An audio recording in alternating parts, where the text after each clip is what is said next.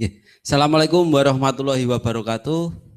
Jumpa kembali bersama saya Agung Suryanto dalam acara Ngulik Ngobrol Unik Pilkada tahun 2020 yang akan membahas mengenai potensi pelanggaran sengketa pada tahapan pencalonan pada penyelenggaraan pemilihan Bupati dan Wakil Bupati Kabupaten Sukoharjo tahun 2020. Sebagaimana diketahui, dua pasangan calon bupati dan wakil bupati telah mendaftarkan di KPU Kabupaten Sukoharjo, yakni pasangan Etik Suryani Agus Santoso yang diusung oleh Partai PDI Perjuangan, Partai Golkar, Partai Demokrat, dan Partai Nasional Demokrat.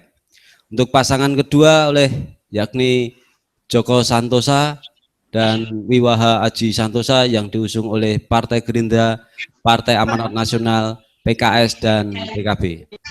Tentu sahabat Bawaslu ingin mengetahui bahwa bagaimana potensi pelanggaran serta sengketa pada tahapan pencalonan pada pelaksanaan anggaran pemilihan Bupati dan Wakil Bupati Kabupaten Sukoharjo masa pandemi COVID-19.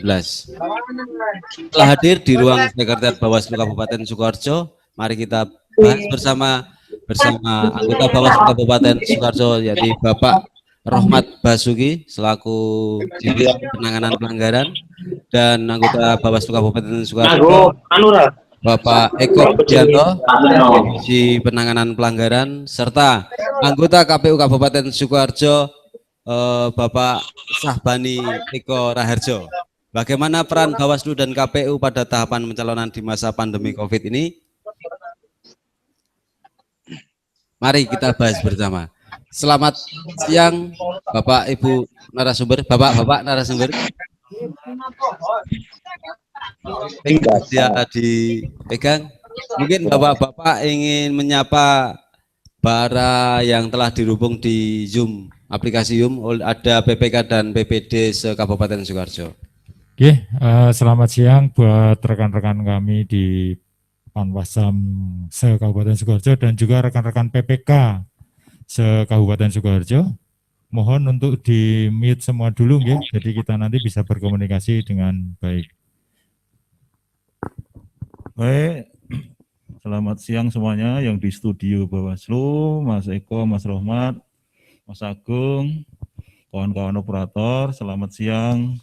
Peserta webinar yang diselenggarakan oleh Bawaslu, kawan-kawan PPK, Panwascam, PPD, PPK Kelurahan ya. Selamat siang, semangat selalu, sehat selalu. Ya, Assalamualaikum warahmatullahi wabarakatuh. Sahabat Bawaslu, ada Panwascam, PPD, dan kemudian ada teman-teman di PPK dan PPS. Nah, semoga semua sehat semuanya, nggih. Dan diharapkan nanti apa yang panjenengan dapatkan hari ini menjadi khasanah pengetahuan kita semuanya, di mana pilkada ini adalah hajat besar Kabupaten Sukoharjo. Tidak hanya Bawaslu, tidak hanya KPU, tapi masyarakat seluruh Sukoharjo. Nah, semoga nantinya ke depan kita akan lebih baik lagi, dan teman-teman semuanya kita ikuti sampai selesai. Jangan keluar dulu sebelum nanti selesai. Nggih. Itu pesan saya, matur nuwun. Monggo. Oke, terima kasih Bapak-bapak. Namun saya kembali mengingatkan kepada para peserta baik PPK maupun Panwasa maupun PPDK untuk volumenya di-mute dulu sebelum kita lanjutkan. Oke, terima kasih Bapak Ibu semuanya. Diawali dari KPU dulu mungkin bagaimana kesiapan ataupun hingga tahapan proses pencalonan ini, mungkin ada materi yang ingin disampaikan. Monggo, waktu dan tempat disilahkan.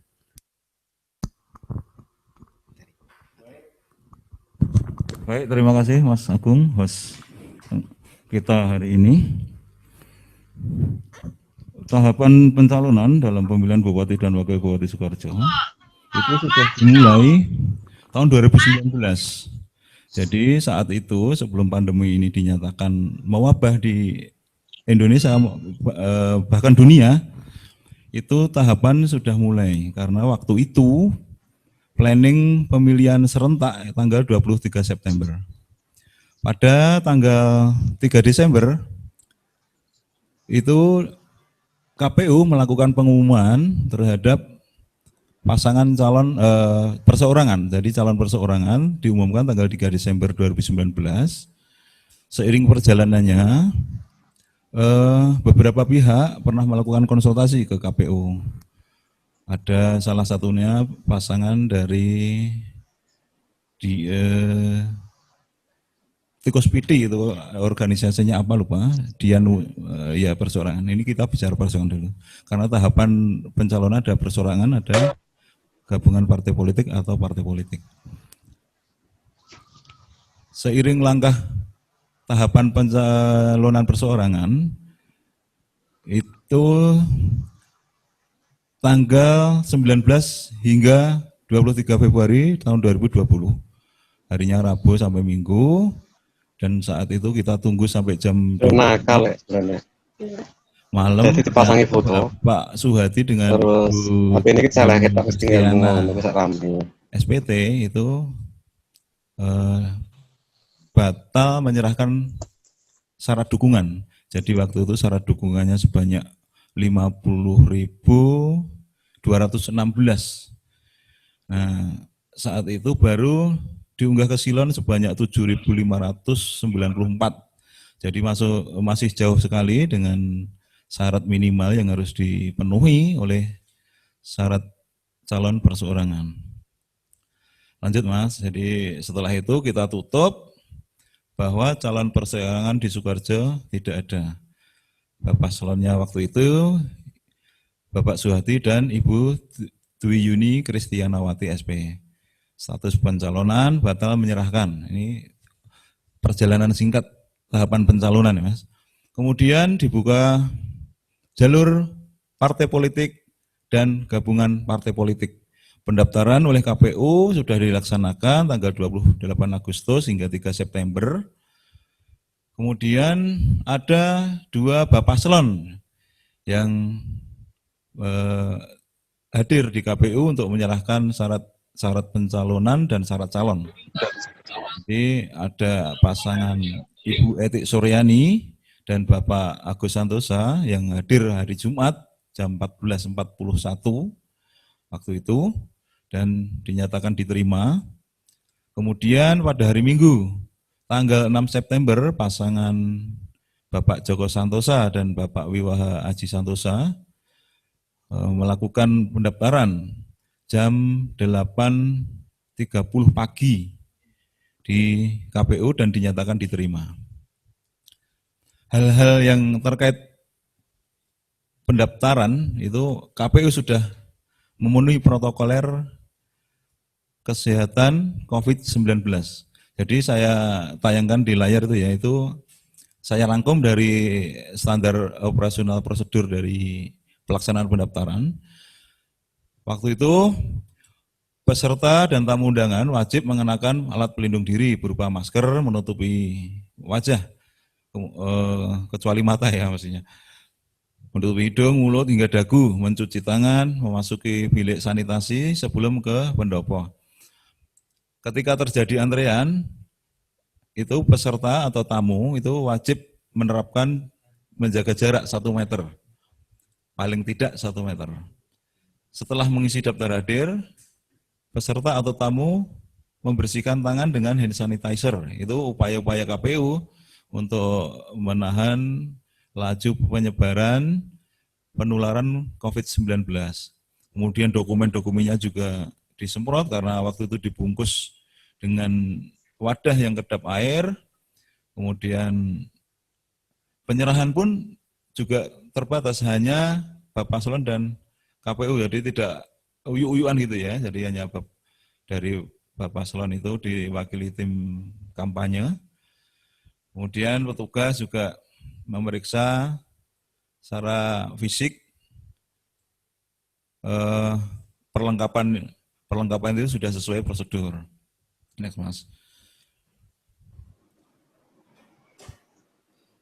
Dan berjarak waktu itu antara paslon 1 dan paslon yang lain berjarak, pimpinan partai politik berjarak, semua prosedur sudah diterapkan oleh KPU. Dan pada akhirnya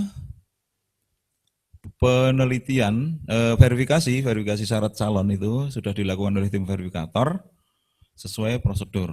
Dan ruangan di KPU di pendopo itu juga sudah dibersihkan 1 hari sebelumnya. Demikian untuk tahapan yang ada kaitannya dengan pencalonan waktu itu sudah sesuai dengan protokol kesehatan COVID-19. Di dalam layar itu ada layout ketika prosesi pendaftaran bakal pasangan calon. Jadi di situ semua berjarak, mulai dari podium utama itu komisioner KPU, kemudian di sebelahnya itu komisioner Bawaslu, tim verifikator, bakal pasangan calon, kemudian pimpinan partai pengusul ya, itu semua berjarak. Untuk itu, setelah selesai pendaftaran dan dinyatakan diterima, KPU beserta Bawaslu kemarin juga tanggal 10 September itu melakukan penelitian terhadap persyaratan calon, menghadirkan juga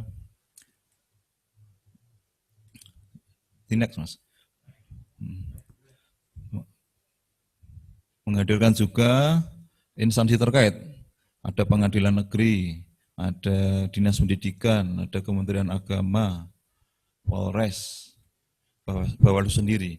Jadi syarat calon waktu itu diteliti dan semua memenuhi syarat, termasuk visi misi dari bakal pasangan calon sudah kami minta telaah dari Bapel Bangda Kabupaten Sukoharjo dan dinyatakan sesuai dengan apa yang menjadi persyaratan pada RPJP, Rencana Pembangunan Jangka Panjang Daerah Sukoharjo. Kemudian hari Sabtu tanggal 12 kami ke Rumah Sakit Dr. Muardi Surakarta untuk menerima hasil pemeriksaan kesehatan. Jadi rigid sekali, syarat calon itu dari administratif hingga visi misi dari Bapeda harus sesuai, kemudian hasil pemeriksaan dari tim kesehatan yang dalam hal ini Rumah Sakit Dr. Muardi. Kemudian saat itu juga kami melakukan berita acara, penandatanganan berita acara hasil penelitian.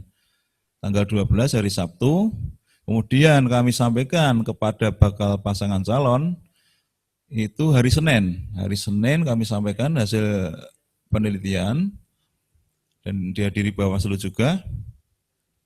Kemudian rencana penetapan tanggal 23 September. Itu kami juga harus menerapkan protokol kesehatan.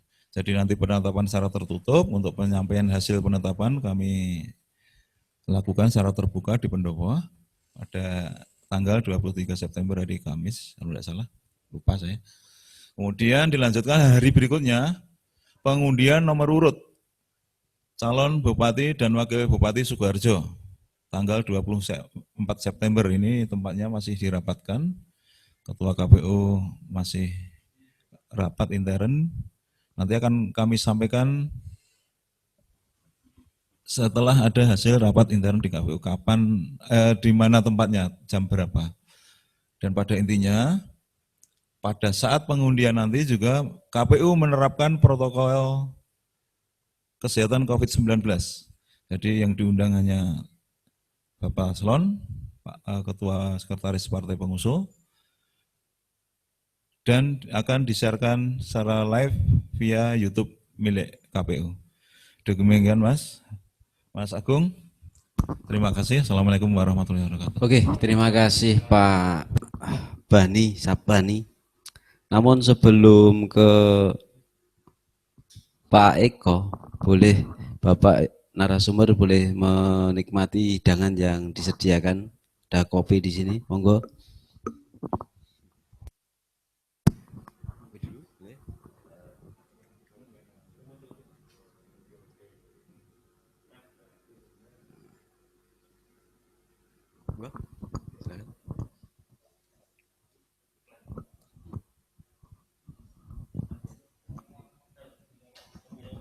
Oke, cukup menarik sekali tadi yang disampaikan paparan oleh Pak Bani bahwa nanti pada tanggal 23 September itu dilakukan penetapannya, dilakukan secara terbuka, tertutup penetapannya, penyampaiannya dilakukan secara terbuka.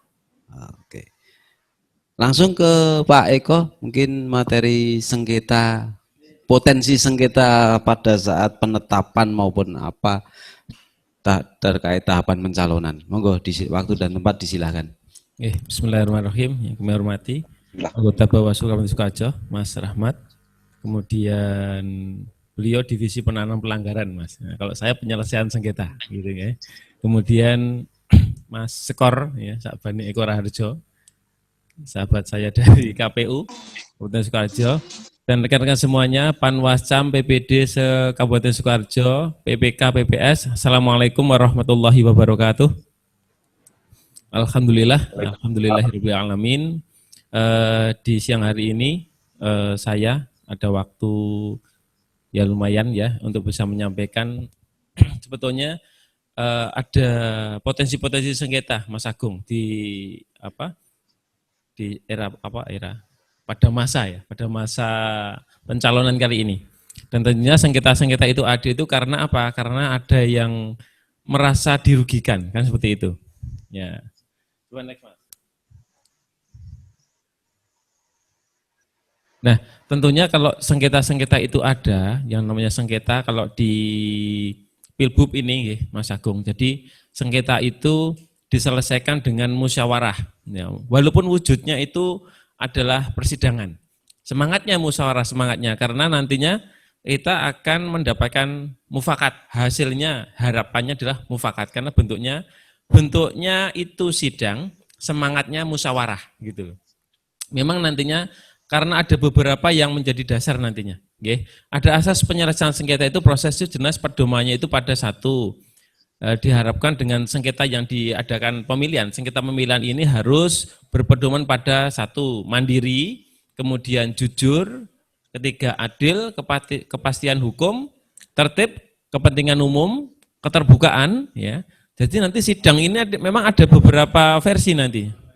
Ya, atau musyawarah nanti ada tertutup dan terbuka. Kalau tertutup itu sama seperti persidangan pada umumnya, yaitu mediasi. Kalau di tempat kita, nantinya di tempatnya di Bawaslu nanti itu adalah musyawarah tertutup. Nah, tapi nanti setelah itu apabila tidak ada titik temu maka harus terbuka. Boleh disaksikan oleh umum, bahkan nanti akan biasanya di live-kan ya lewat YouTube, lewat Facebook dan sebagainya. Nah, selanjutnya adalah harus profesional. Profesional di sini adalah yang melaksanakan itu salah satunya karena Bawaslu itu adalah satu-satunya ini tempat mencari keadilan pemilu. Jadi di Bawaslu nanti pengajuan ke Bawaslu untuk pengajuannya. Di sini namanya permohonan. Nanti pengajuan permohonan tetap harus ke Bawaslu. Dan nanti bagaimana dengan PT UN atau PT Tun? Nah, harus lewat Bawaslu. Kalau tidak lewat Bawaslu tidak bisa dilanjutkan ke PT Tun. Nanti ada putusan dari Bawaslu dulu, baru nanti bisa dilanjutkan ke PT Tun bagi yang tidak puas dengan putusan nantinya. Ya, yang kemudian adalah akuntabel. Selanjutnya ada efisien, efektif, dan integritas. Nah, seperti itu. Nah, seperti kita lihat di pasal 2. Nah, ini ada Perbawaslu 2 2020 ini terbaru, yaitu yang mengatur bagaimana kita bersengketa itu di situ ada, ya. Jadi kewenangan dari Bawaslu untuk mengadakan atau menyelenggarakan atau menjadi tempat di mana sengketa itu diadakan di sini di pasal 2 Perbawaslu 2 2020, ya. Bahwa Bawaslu provinsi dan Bawaslu kabupaten kota berwenang menyelesaikan sengketa. Ya, berwenang menyelesaikan sengketa. Bawaslu provinsi dan Bawaslu kabupaten kota memeriksa dan memutuskan sengketa pemilihan. Nah, di sini memang bentuknya sidang sama persis seperti persidangan-persidangan yang pada umumnya. Seperti di Pengadilan Tinggi Negeri, Pengadilan Agama, nanti ada yang menjadi hakim ya. Di sini majelisnya siapa yang menjadi majelis adalah komisioner Bawaslu Kabupaten Sukoharjo.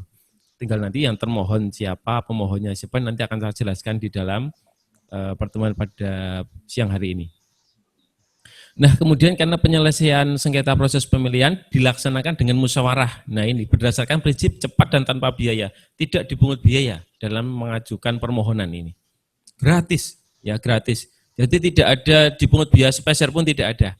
Ya kalau nanti fotokopi ya fotokopi sendiri karena memang pengajuan nantinya itu rangkap 4. rangkap 4, kemudian harus untuk yang 1 asli ya, 1 apa maksudnya asli, yang 3 itu kopi, yang itu nanti di leges ya, ditempeli materai baru di leges di kantor pos atau di notaris biasanya. Tapi biasanya kalau leges itu di kantor pos ada.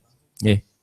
Nah, sesuai dengan pasal 3 ayat 1, sengketa proses ini pemilihan meliputi 1, sengketa pemilihan antara peserta dengan peserta pemilihan dengan penyelenggara. Jadi ada 2 sengketa itu, sengketa antara dan sengketa antar.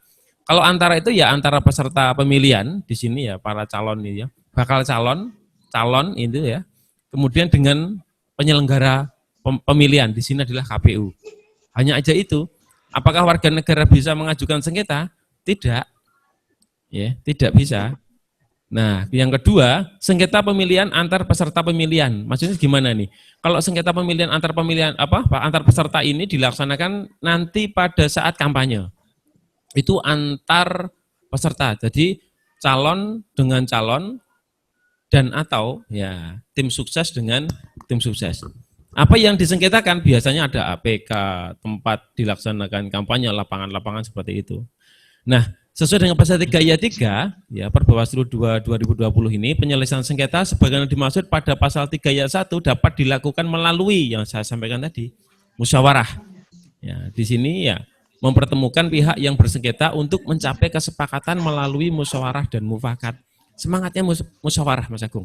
Bagaimana ini biar apa ya? Biar rampung, biar tidak terjadi kisruh, dimusyawarahkan. Musyawarah, permusyawaratan dengan mufakat. Nah, sedangkan apa sih yang disengketakan, yang menjadi objek sengketa proses pemilihan itu ada sumbernya tentunya. Ya.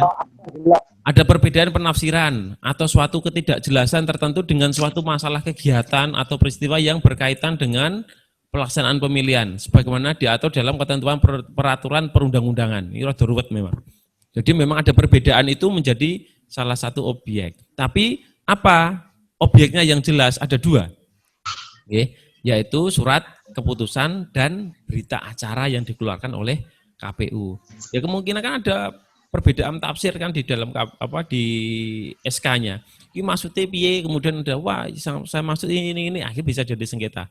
Maka itu perlu ada persamaan itu ya, harus ada persamaan. Yang bagaimana bisa menyamakan nanti ya bisa juga nanti dengan menyamakan atau bahkan bisa selesai di sengketa ini. Kemudian keadaan di mana terdapat pengakuan yang berbeda dan atau penolakan penghindaran antar peserta pemilihan dan atau keputusan KPU provinsi dan keputusan KPU kabupaten. Nah, kadang-kadang ada perbedaan di sini. Kok kini rapodo karo kono, bahkan ya karena kan biasanya sengketa itu kan karena ketidaksamaan, maka perlu disengketakan. Bahkan ada yang merasa dirugikan, itu bisa menjadi objek. Tapi objeknya apa? Objek di dalam SK dan BA. Bukan objek aku setuju, aku tidak sama kemudian mengajukan sengketa. Sengketa itu objeknya jelas cuma 2, berita acara dan SK. Dan mungkin adanya perbedaan penafsiran di dalam SK dan BA ini. Kemungkinan seperti itu. Lanjut. Nah ini, sengketa pemilihan, wah ini salah ketik ini, nggak apa-apa ya. Terjadi akibat dikeluarkannya keputusan KPU provinsi dan atau keputusan KPU kabupaten kota yang menyebabkan hak peserta pemilihan dirugikan secara langsung. Nah, itu ada surat keputusan KPU dan berita acara. Itu menjadi objek sengketa yang nanti akan disengketakan pada saat ini, pas besok tanggal 2 ketetapan 25 ya. Penetapannya 23 ini. Dan nanti ini para bakal calon dan calon ini nanti memahami nanti di KPU di keputusan ini bagaimana. Kalau memang ada wah iki kok ndelalah kok TMS gitu nggih. Kemudian calon itu merasa dirugikan, itu boleh mengajukan sengketa. Oke. Nah, itu para pihaknya. Itu ada pemohon dan termohon. Jadi memang ada tafsir ya, ada tafsir. Kalau penanganan pelanggaran itu kan yang mengajukan itu namanya pelapor, ya ada pelapor. Kalau di sengketa namanya pemohon. Ya. Jadi ada pelapor, ada terlapor. Ya, pelapor terlapor itu kan bahasa di penanganan pelanggaran. Gitu. Kemudian ada kalau pemohon termohon itu di bahasa di sengketa. Kalau DKPP itu pengadu dan teradu. Nah itu. Jadi memang ada berbeda-beda. Saya harapkan nanti teman-teman juga akan tahu. Teman-teman di Panwascam, di PPD akan tahu nanti ini sengketa atau penanam pelanggaran harus paham ini. Ya. Tapi insya Allah kalau Panwascam dan PPD Kabupaten Sukoharjo sudah paham semua, pinter-pinter kok Doano. Oke. Itu pemohon. Jadi pemohon itu dalam sengketa proses pemilihan terdiri atas ini pasangan calon gubernur dan wakil gubernur, bupati dan wakil bupati, serta wali kota dan wakil wali kota atau kuasanya.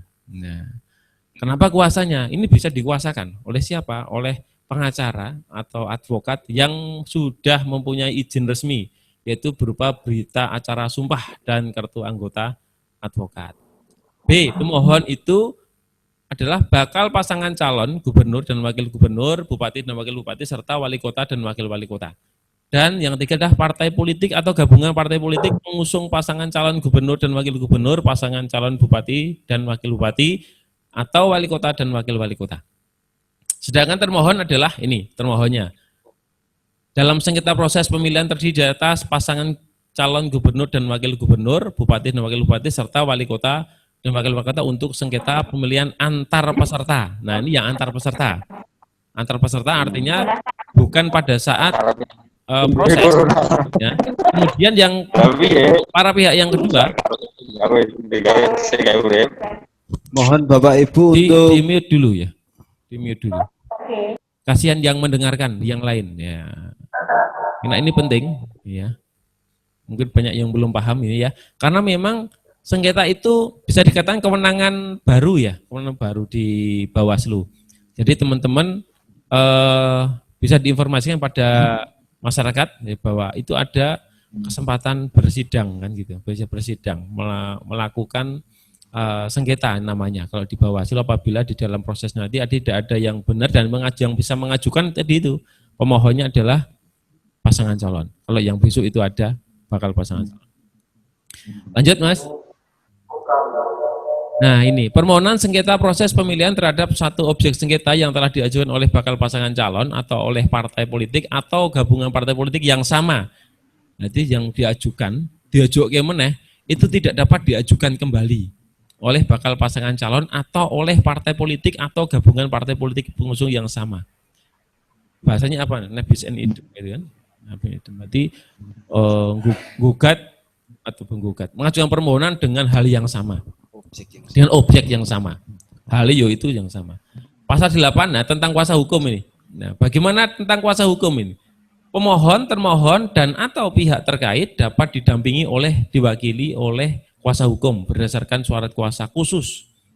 Nah, kuasa hukum di sini tentunya kuasa hukum yang benar-benar kuasa hukum, pengacara advokat yang sudah disumpah. Ada berita sumpah dari pengadilan, ya. Pengadilan tinggi.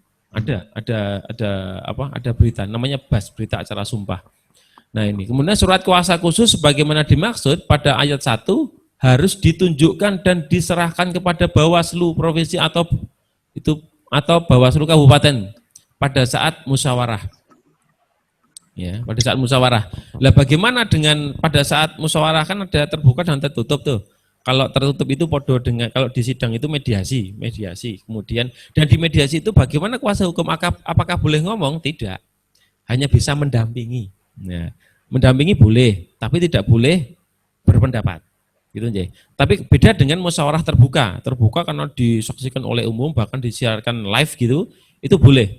Tapi dengan dengan kuasa khusus, ya. Kuasa hukum dalam mendampingi atau mewakili pemohon, termohon, dan atau pihak terkait merupakan advokat. Nah ini, sebagaimana dimaksud dalam undang-undang tentang advokat. Nah ini saya sampaikan tadi, sengketa antar peserta, itu dengan bahasanya kalau sekarang itu acara cepat, nah, sidang sengketa acara cepat. Penyelesaian sengketa melalui acara cepat dilakukan terhadap perihal atau peristiwa yang bersifat mendesak dan berlangsung pada tahapan yang singkat, serta diselesaikan di tempat kejadian. Jadi harus selesai pada saat itu juga. Dan ini teman-teman Panwascam ini yang nanti melakukan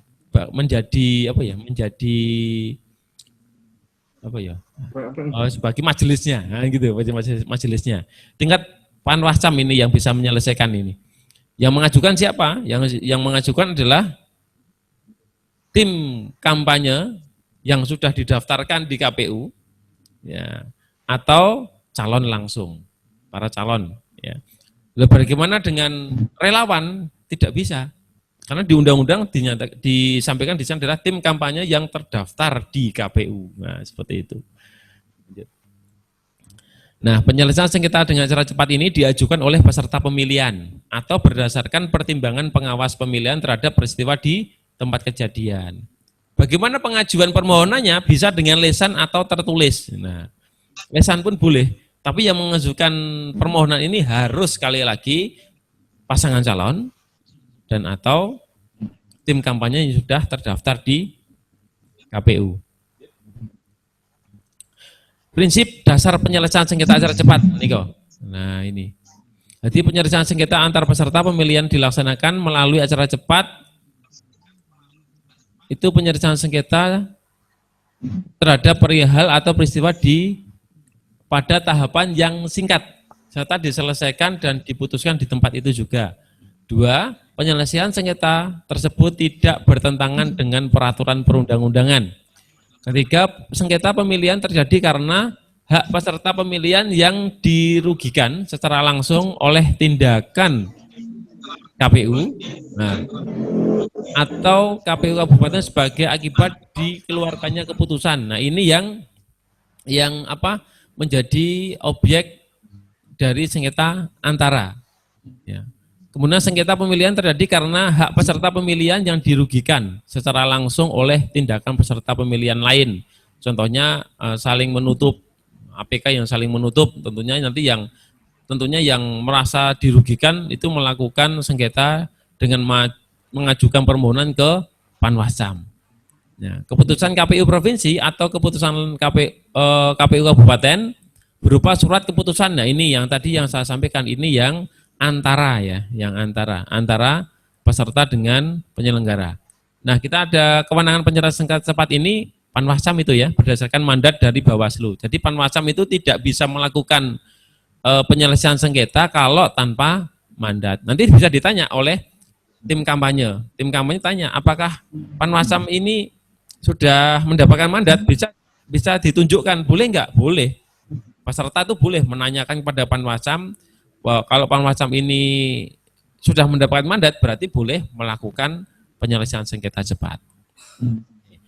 Ini ada 3 jenis sengketa penyelesaian sengketa acara cepat ini ya.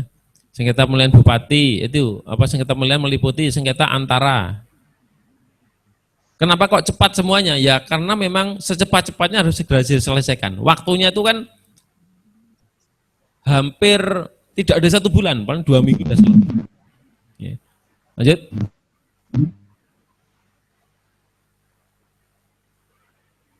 Nah, ini waktu penyelesaian sengketa.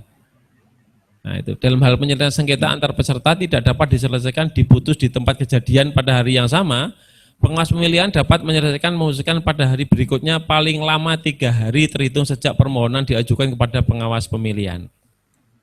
Artinya apa? Ya kok rasa mutus padahal kan yang namanya dirugikan isoh rampung hari itu juga.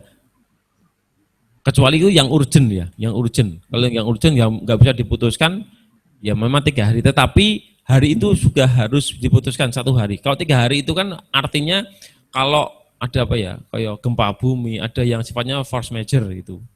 Ya lanjut. Dah, terima kasih. Dan nanti kita bisa berdiskusi, sahabat-sahabat Bawaslu dan teman-teman di BPK, BPS nanti bisa saling tanya jawab di sini tentang sengketa. Gitu, terima kasih Mas Agung, monggo. Oke, terima kasih Pak Eko. Namun sebelum ke Pak Romat, cukup menarik sekali Pak Eko tadi bahwa yang mengajukan sengketa di kecamatan, sengketa antar peserta tadi di kecamatan kan wajibnya tim sukses ya, tim kampanye yang terdaftar di KPU. Ya. Namun apakah pada saat pengajuan nantinya juga membawa daftar bahwa yang bersangkutan itu terdaftar di KPU juga? Iya. Jadi gini, untuk cara mengajukan permohonan tentunya ada syarat-syaratnya. Mengajukan membawa permohonan tertulis, kalau ada tertulis, kalau enggak secara lisan nantinya ada form yang harus diisi nanti dalam mengajukan itu. Dan tentunya nanti Panwascam akan tanya, harus wajib ini hukumnya wajib. fardu ini fardu ain, harus sekali ditanyakan. Bahwa yang mengajukan sengketa itu harus, satu tadi yang saya sampaikan adalah pasangan calon dan atau tim kampanye yang terdaftar di KPU. Nanti buktinya apa kalau nanti? Nah, seumpama kok alasannya ngendi-ngendi ngeteng-ngeteng kertas gitu ya. Oke lah, bisa juga nanti berupa apa namanya PDF, karena kan sudah itu ya PDF yang sudah terdaftar. Nanti akan dikonfirmasi dulu, Panwascam kan ada timnya juga tuh nantinya.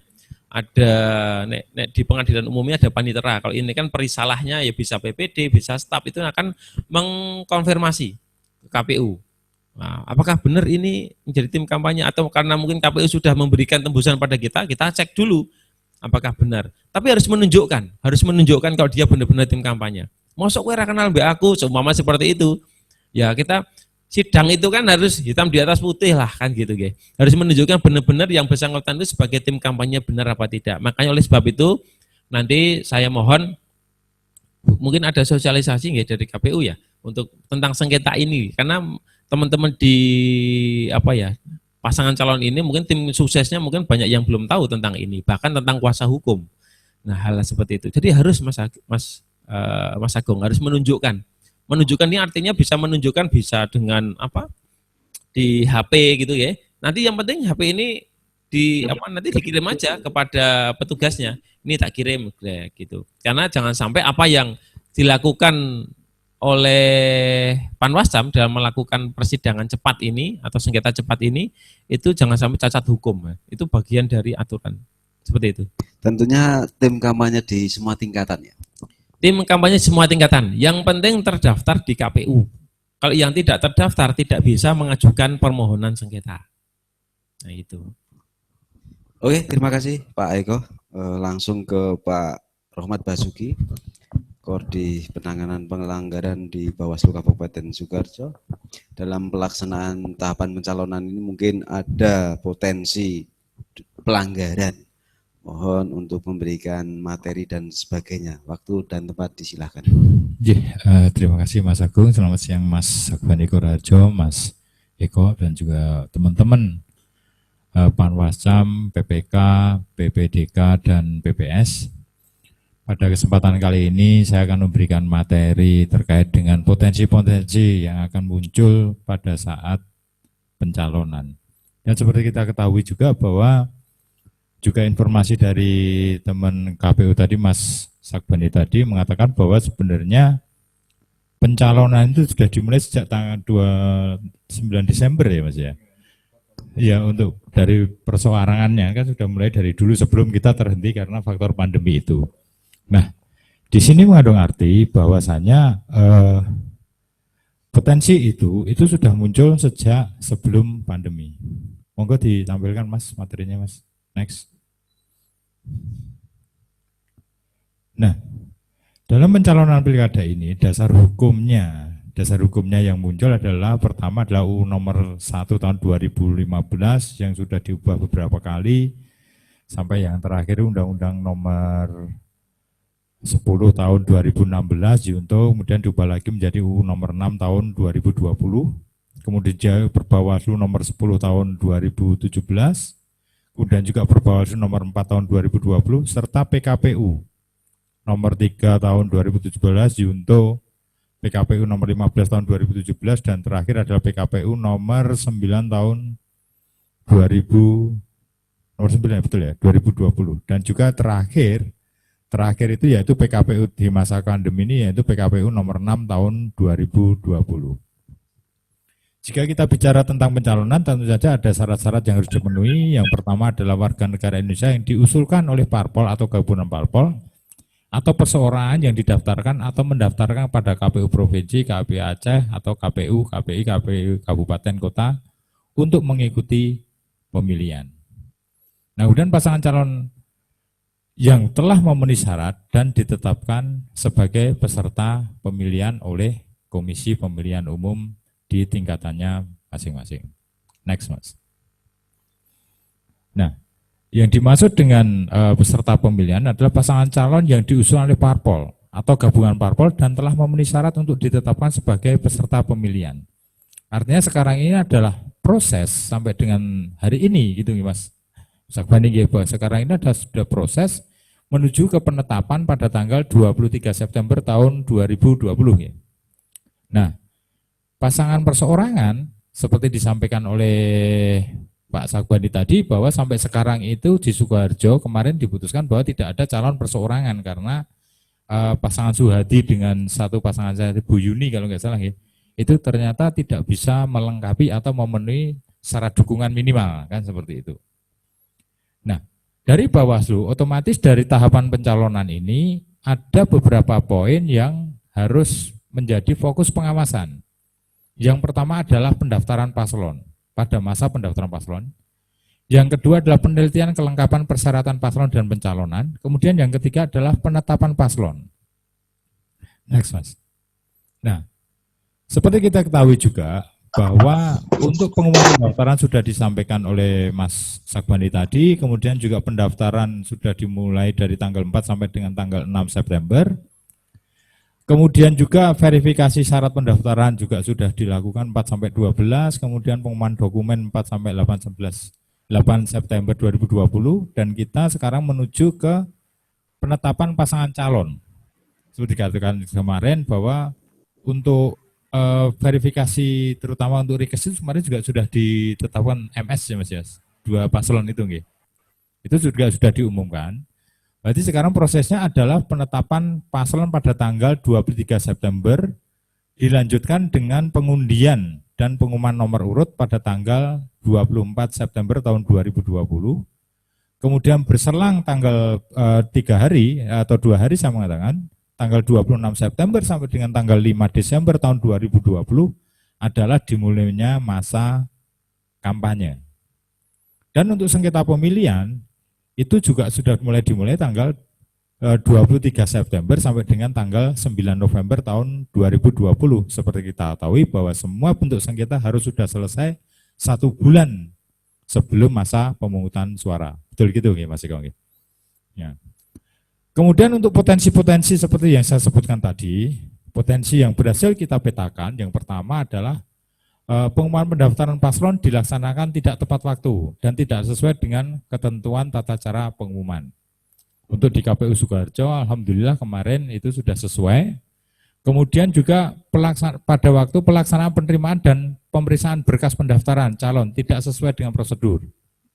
Itu potensi-potensinya. Kemudian tidak adanya kesediaan salinan dokumen persyaratan calon dan dokumen persyaratan pencalonan. Jadi di sini yang dimaksud persyaratan calon dan persyaratan pencalonan itu menjadi sesuatu yang 2 hal yang berbeda. Kalau persyaratan calon lebih kepada ijazah dan lebih kepada individu ya. Kemudian kalau persyaratan pencalonan itu lebih rekomendasi, kemudian syarat kepengurusan dan sebagainya. Minimal kursi yang dimiliki, memenuhi atau tidak. Kalau di Sukoharjo itu minimal untuk mengusung 1 calon itu 9 kursi. Betul ya? Minimal 9 kursi ya.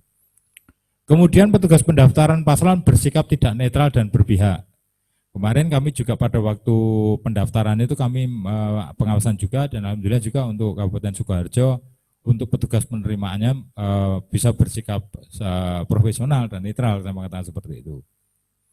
Kemudian potensi pelanggarannya adanya ketidaksesuaian antara dokumen yang diserahkan dengan dokumen yang dipersyaratkan. Dalam hal ini adalah bisa saja terjadi masalah legalitas atau legalisir, kemudian ijazah dan sebagainya, apakah itu palsu atau tidak, kan seperti itu. Kemudian yang selanjutnya tidak menerapkan standar protokol COVID-19.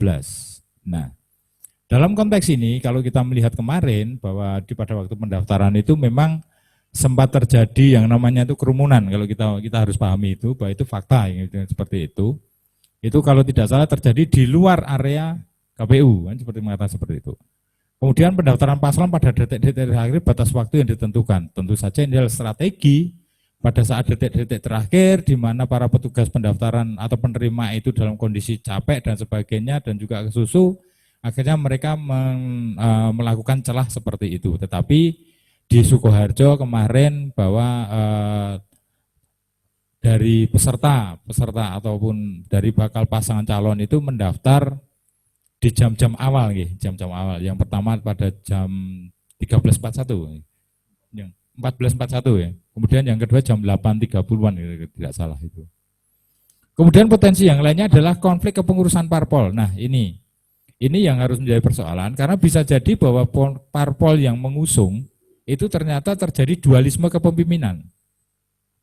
Jadi DPP itu mengeluarkan, ada 2 DPP yang mengeluarkan rekomendasi yang berbeda. Nah, ini adalah salah satu potensi pelanggaran. Kemudian yang terakhir adalah mahar politik. Nah, mahar politik ini seperti kita tahu memang banyak sekali beredar di masyarakat adanya mahar politik. Tetapi bahwasanya untuk pembuktiannya itu yang sangat sulit terhadap mahar politik ini. Nah, kemudian potensi pelanggaran pada saat pendaftaran yang paling kita soroti pertama yaitu terkait dengan pelanggaran protokol COVID pada saat pendaftaran paslon. Harus dilihat dulu di mana dugaan pelanggaran terjadi. Jika terjadi di luar gedung KPU atau TKP pendaftaran paslon atau di dalam ruang pendaftaran KPU, maka itu kalau di dalam itu menjadi tanggung jawab dari Bawaslu dalam pengawasan sesuai dengan PKPU. Tetapi jika dugaan pelanggaran terjadi di luar gedung KPU, maka bukan kewenangan Bawaslu untuk melakukan penanganan pelanggaran.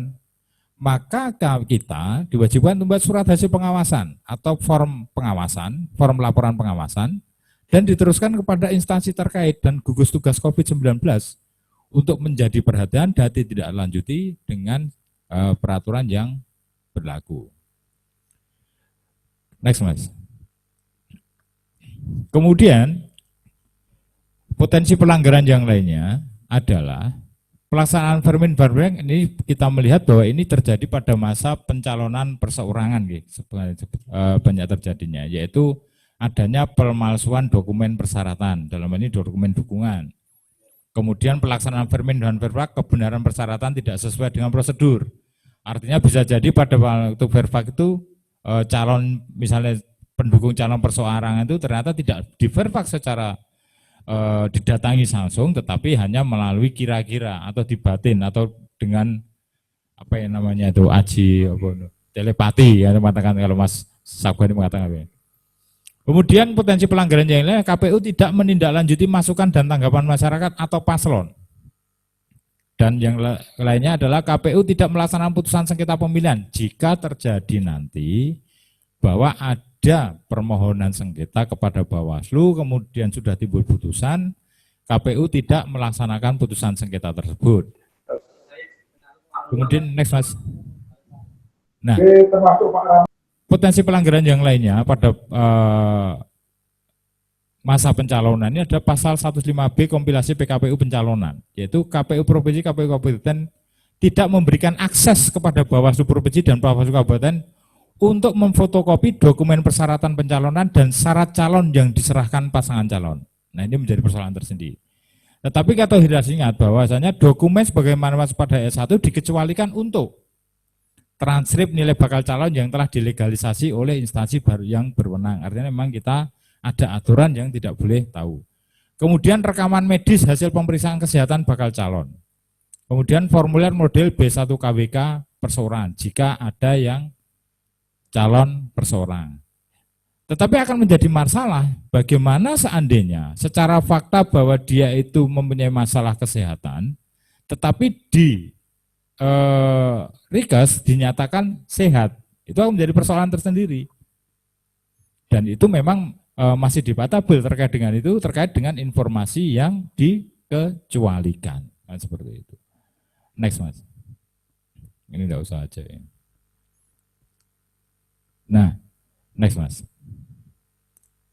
Nah, ini kasus-kasus mahar politik yang pernah dibahas atau pernah ditangani Bawaslu itu sudah beberapa macam, tetapi kemarin itu memang yang paling hangat itu ya pada saat pemilihan gubernur dan wakil gubernur Jawa Timur tahun 2018 kemarin. Di mana di situ melibatkan tokoh nasional, tetapi memang sampai sekarang juga itu menjadi salah satu acuan kita dalam memproses mahar-mahar politik ya, seperti itu. Next, Mas. Nah, kalau kita bicara tentang potensi-potensi pelanggaran tadi, tentu saja di pengawasan itu ada 2 tugas pokok yang harus dilakukan. Yang pertama adalah terkait dengan pengawasan atau pencegahan. Itu sudah menjadi domain utama dari pengawas. Kemudian yang kedua adalah penindakan. Kalau kita bicara masalah penindakan, otomatis kita bicara masalah dasar hukum terkait dengan penindakan pelanggaran dalam Pilkada tahun 2020 ini. Dasar hukum yang pertama adalah Undang-Undang Nomor 10 Tahun 2016 atau Undang-Undang Nomor 1 Tahun 2015 yang sudah dirubah beberapa kali, sehingga yang terakhir itu adalah Undang-Undang Nomor 10 Tahun 2016 junto Undang-Undang Nomor 6 Tahun 2020. Kemudian Perbawaslu terkait dengan penanganan pelanggaran ini kita masih menggunakan Perbawaslu 4 Tahun 2017. Dan seperti saya infokan juga bahwa Perbawaslu ini nanti kemungkinan akan dicabut dan diganti dengan Perbawaslu penanganan pelanggaran yang baru, yang sampai sekarang kita masih menunggu dari Kemenkumham terkait dengan penomoran. Tetapi paling tidak kita harus menguasai dulu dasar-dasar terkait dengan penanganan pelanggaran itu. Jadi kita masih menggunakan Perbawaslu 14 tahun 2017 sebelum Perbawaslu yang baru itu muncul. Kemudian Perbawaslu nomor 13 tahun 2017 tentang penanganan pelanggaran administrasi TSM. Seperti kita ketahui bahwa penanganan pelanggaran administrasi TSM ini itu akan berdampak, jika terbukti, akan berdampak pada diskualifikasi paslon. Jadi seharusnya pasangan calon itu lebih takut dengan pelanggaran administrasi ini, karena dia bisa berdampak pada diskualifikasi calon, seperti itu. Nah, kalau kita bicara tentang jenis-jenis pelanggaran yang ada, maka di sini bahwa ada 4 jenis pelanggaran. Yang pertama adalah pelanggaran administrasi, ya ini terkait dengan mekanisme, tata cara, dan prosedur dalam pelaksanaan pemilihan. Kemudian juga pidana pemilihan, kemudian kode etik, ini terkait dengan sumpah janji sebagai penyelenggara pemilihan, kemudian perundangan lainnya. Perundangan lainnya ini terkait dengan undang-undang desa, kemudian undang-undang tentang ASN, kemudian PP tentang netralitas ASN, dan kode etik dan sebagainya. Nah, dalam melakukan penanganan pelanggaran tentu saja kita harus melihat ada syarat-syarat atau yang harus dipenuhi sehingga penanganan pelanggaran itu bisa diregister atau bisa ditindaklanjuti. Yang pertama adalah syarat formil. Meliputi pihak yang berhak melaporkan adalah WNI yang mempunyai hak pilih di daerah pemilihan. Nah, ini yang membedakan dengan pemilu. Kalau pemilu hanya yang mempunyai hak pilih, tetapi di sini WNI yang mempunyai hak pilih di tempat pemilihan. Dalam artian kalau Pilkada Sukoharjo, maka yang mempunyai hak untuk melaporkan adalah warga Kabupaten Sukoharjo. Kemudian peserta pemilihan di kabupaten tersebut dan pemantau pemilu yang teregistrasi oleh KPU Kabupaten Sukoharjo. Kemudian waktu pelaporan tidak memenuhi batas ketentuan batas waktu. Dalam hal ini mengandung arti bahwa laporan tidak boleh melebihi 7 hari sejak diketahui atau ditemukan dugaan pelanggaran. Ini harus dipahami. Jadi 7 hari sejak diketahui atau ditemukan sejak adanya dugaan pelanggaran. Jadi bukan 7 hari sejak kejadian. Ini mempunyai beda arti gitu kan. Kemudian yang kedua, selanjutnya adalah adanya kesesuaian antara tanda tangan dalam formulir laporan dugaan pelanggaran, dalam ini adalah formulir A1 kalau di Perbawaslu itu dengan tanda tangan di kartu identitas. Kemudian tanggal dan waktu, artinya ini tanggal dan waktu kejadian, kemudian tanggal dan waktu diketahui atau dilaporkan, dan identitas dari pelapor. Nah, itu syarat formilnya. Untuk syarat material, itu harus memenuhi, yang pertama adalah nama dan alamat terlapor. Kemudian waktu dan tempat kejadian peristiwa. Saksi-saksi atau alat bukti yang mengetahui peristiwa tersebut dan barang bukti yang ada. Barang bukti yang membuktikan bahwanya adanya dugaan pelanggaran tersebut. Dalam hal ini bisa saja barang bukti berupa foto, kemudian rekaman video, atau surat, dan sebagainya. Dan saksi-saksi adalah orang yang mengetahui, melihat, menyaksikan, mendengar terkait dengan kejadian tersebut. Jadi tidak berdasarkan jari ini, kan seperti ini. Ini akan mengaburkan persoalan yang sebenarnya. Dan untuk saksi dan barang bukti ini minimal harus ada 2 saksi dan 2 barang bukti. Kalau kita mengatakan saksi, kalau bisa hanya menyatakan saksi hanya 1, maka dalam istilah hukum bahwa yang 1 saksi bukanlah saksi. Gitu. Oke. Nah, di sini adalah diagram penanganan pelanggaran pemilihan dan ini masih pemilu 2019 kemarin, tapi ini sebenarnya juga pemilihan karena kemarin beririsan. Jadi dilaporkan paling lambat 7 hari sejak diketahui atau ditemukan dugaan pelanggaran, kemudian diplenokan, dimasukkan dalam form pengawasan. Setelah itu diplenokan, kemudian dilanjutkan dengan kajian. Di kajian ini, maka kita membutuhkan waktu 3+2 hari. Hari dalam pemanaan ini adalah hari kalender, bukan hari kerja. Nah, kenapa kami mengatakan 3+2 dan bukan 5 hari? Karena 3 hari ini harus sudah ada klarifikasi terhadap pelapor, terlapor, saksi. Kemudian yang 2 hari ini adalah tambahan keterangan yang didapatkan oleh pelapor. Ya seperti itu. Nah, dari hasil kajian ini kemudian kita ada pembahasan untuk kemudian apakah itu termasuk dalam bukan pelanggaran atau masuk dalam pelanggaran. Dalam hal ini ada apakah pelanggaran pidana, ataukah pelanggaran administrasi, atau pelanggaran kode etik, atau pelanggaran perundangan lainnya. Karena di sini menyangkut kepada penerusan dari hasil kajian tersebut. Jika penerusan dari dugaan pelanggaran pidana, maka diteruskan kepada sentra gakumdu yang nanti lewat ke penyidik. Kemudian diteruskan ke kepolisian.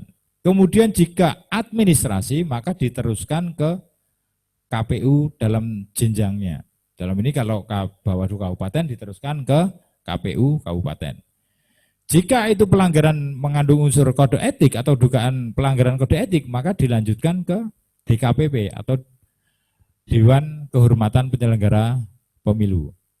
Dan jika itu masuk ke perundangan lainnya, maka akan diteruskan kepada instansi yang berwenang. Sebagai contoh pada beberapa waktu yang lalu, Bawaslu Sukoharjo sudah memproses kemudian terkait dengan netralitas ASN yang kemudian diteruskan kepada Komisi Aparatur Sipil Negara. Nah, contoh seperti itulah yang dimaksud dengan pelanggaran perundangan lainnya. Mungkin itu sedikit yang bisa saya sampaikan dan nanti kita bisa melanjutkan dengan diskusi dengan teman-teman semua, termasuk apa yang kurang jelas dan sebagainya. Saya kira itu lebih kita mudah memahami jika kita langsung berdiskusi terkait dengan hal-hal yang disampaikan tadi. Mungkin itu sedikit yang bisa saya sampaikan. Mas Agung, terima kasih. Assalamualaikum warahmatullahi wabarakatuh. Waalaikumsalam warahmatullahi wabarakatuh. Oke, terima kasih Pak Rohmat. Namun apa yang disampaikan Pak Rohmat tadi cukup membuat saya untuk bertanya-tanya mengenai potensi pelanggaran pada pencalonan. Terkait tadi Pak Rohmat mengatakan bahwa ada potensi pelanggaran pada tahapan pencalonan di tahap KPU tidak menanggapi tanggapan masyarakat. Itu bagaimana sikap Bawaslu? Apakah tanggapan masyarakat itu di KPU juga terbuka atau tidak? Lalu bagaimana kesiapan Bawaslu itu sendiri? Terima kasih. Terima kasih Mas Agung. Dalam hal ini tanggapan masyarakat otomatis pada saat KPU itu mengeluarkan untuk penetapan, saya mengatakan seperti itu Mas Agung ini, itu otomatis ada waktu atau ada ruang untuk tanggapan masyarakat. Dalam hal ini tentu saja kita juga meminta kepada KPU itu untuk terbuka kepada Bawaslu terkait dengan tanggapan masyarakat itu. Tetapi apabila memang tanggapan masyarakat itu tidak ditindaklanjuti oleh KPU, maka silakan masyarakat yang memberi tanggapan itu untuk lapor kepada Bawaslu. Jadi akan kami tidak lanjuti dengan mekanisme penanganan pelanggaran yang ada di Bawaslu, kan seperti itu. Kemudian pertanyaan yang kedua terkait dengan potensi tadi enggak? kita harus melihat bahwa di sini untuk tahapan pencalonan, saya mengatakan seperti itu, sudah hampir memasuki masa akhir, saya mengatakan seperti itu, yaitu kita tinggal menunggu untuk masa penetapan pasangan calon, kemudian yang kedua adalah pengundian nomor urut. Nah, kalau kita melihat dari kejadian pada saat pendaftaran kemarin, itu memang sangat jelas sekali bahwa ternyata memang pelanggaran yang sangat kentara sekali dalam hal ini bisa dilihat oleh masyarakat, dan itu menjadi komplain juga kemarin itu terkait dengan protap COVID-19, di mana di sini bahwa terjadi kerumunan massa yang memang kemarin kalau disampaikan di data rakar sebelumnya itu ada ring 1, ring 2, ring 3. Ternyata untuk ring 3 ini mungkin luput dari perencanaan, kan saya mengatakan seperti itu. Tetapi apapun juga bahwa kalau kami di Bawaslu sesuai dengan Perbawaslu bahwa tanggung jawab kami sesuai dengan PKPU nomor 6 tahun 2020 itu jelas bahwasanya kalau di Perbawaslu itu tanggung jawab kita hanya di area pendaftaran, bukan di luar. Artinya di ring 1. Di ring 1. Nah, itu. Apakah itu sudah diatur? Kami melihat bahwa itu sudah diatur di situ, sudah sesuai dengan PKPU. Hanya memang kalau kita melihat kemarin ada kerumunan, itu kan kalau kita melihat kilas balik kepada PKPU nomor 6 tahun 2020, pasal 11 kalau tidak saya tidak salah, ya. Mohon dikoreksi jika saya salah, ya. Itu di ayat 2 dan 3, itu jika terjadi pelanggaran seperti itu, maka menjadi kewajiban dari KPU pertama kali, ya, untuk memberikan teguran kepada yang melanggar tersebut. Baru kemudian jika memang mereka itu koordinasi dengan Bawaslu. Setelah itu kita Bawaslu kamu untuk berkoordinasi dengan pihak-pihak terutama Gakum terkait dengan pelanggaran protap kesehatan itu. Nah, ini mungkin menjadi evaluasi kita bersama Mas Agung ya, Mas Sakbani juga nggih, bahwasannya ada potensi juga jika nanti pada waktu penetapan dan juga pengundian nomor urut terjadi kerumunan massa. Nah, ini kita perlu pembahasan lebih jauh terkait dengan ini. Tentunya kita juga harus berkoordinasi juga dengan stakeholder yang lain, terutama Gakum dan juga gugus tugas, bagaimana mensiasati terkait dengan massa nanti. Memang kita juga harus menyadari bahwasanya KPU sudah sudah merencanakan hal-hal untuk mengurangi itu. Tetapi kita juga harus punya plan B lah, saya mengatakan seperti itu. Bagaimana jika ternyata ini dilanggar?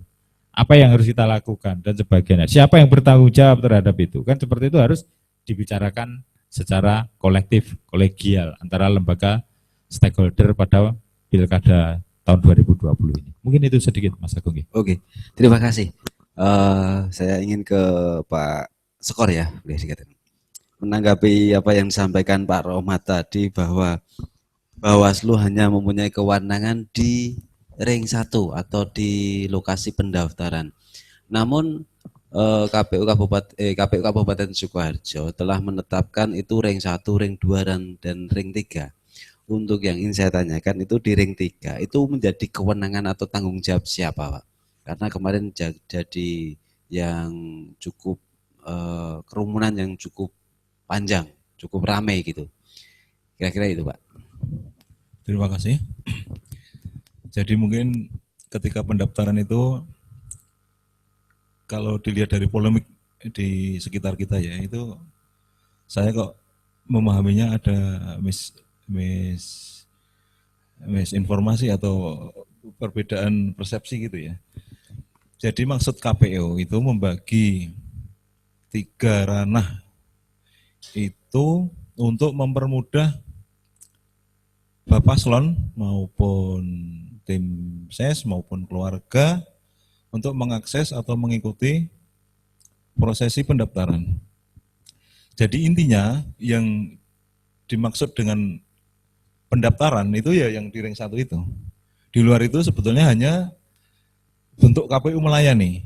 Jadi kenapa di ring 1, di ring 2 atau ada sebutan lagi ring 3 itu hanya sebutan KPU dalam melayani dan menempatkan personil-personil atau tokoh atau keluarga terkait dengan anggota keluarga atau pendukung Bapak Paslon. Jadi tahapan pendaftaran sudah dilaksanakan dengan baik. Di situ kami mengundang Bawaslu maksimal 2 orang juga sudah ditepati.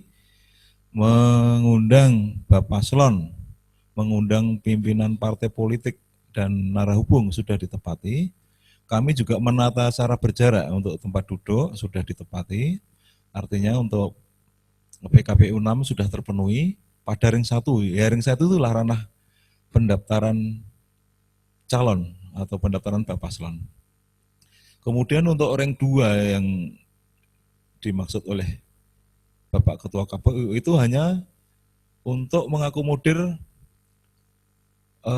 bagian bentuk KPU melayani bahwa ada keluarga yang mungkin ikut, ada pengurus partai yang mungkin derek dan di situ pun dengan jumlah terbatas, dengan tata duduk yang berjarak juga, dan melewati sanitizer chamber gitu ya. Jadi semacam bilik sanitasi, kemudian sebelum masuk itu juga bercuci tangan, jadi protap-protap kesehatan sudah diterapkan oleh KPU. Kemudian yang dimaksud ring 3 itu sebetulnya bukan kawasan yang bagian dari tanggung jawab KPU. Sebetulnya cuma karena ada MES, jadi ring 3 juga tanggung jawab KPU, ring 2 tanggung jawab KPU, ring 1 tanggung jawab KPU. Maksud kami tidak seperti itu. Jadi ring 1 itu saja, yang itu sebetulnya nggak ada istilah ring ya. Cuma kami menyebutnya wilayah pendaftaran jadi pendopo itu yang sesuai proses pendaftaran. Tapi karena di kawan-kawan itu sudah terlanjur menyebut ring 1, 2, 3 ya ada sedikit misinformasi. Demikian Mas Agung. Jadi sebetulnya mohon maaf juga KPU waktu itu kenapa kok tidak sebetulnya juga sudah diingatkan lewat ketua KPU, cuma karena sound system KPU itu nggak begitu bagus sehingga tidak bisa terdengar dari jalan. Sebetulnya sudah diingatkan, jadi sudah ditindaklanjuti dari peringatan dari Bawaslu. Cuma wujudnya hanya peringatan via lisan via mic yang tidak sampai ke jalan. Demikian Mas Agung. Oke, terima kasih. Iya, kemarin saya juga ikut tugas pengawasan di sana bahwa Ibu Poewan juga selalu memberikan peringatan untuk jaga jarak gitu, kira-kira gitu. Saya ingin ke Pak Eko mengenai sebentar lagi ada penetapan.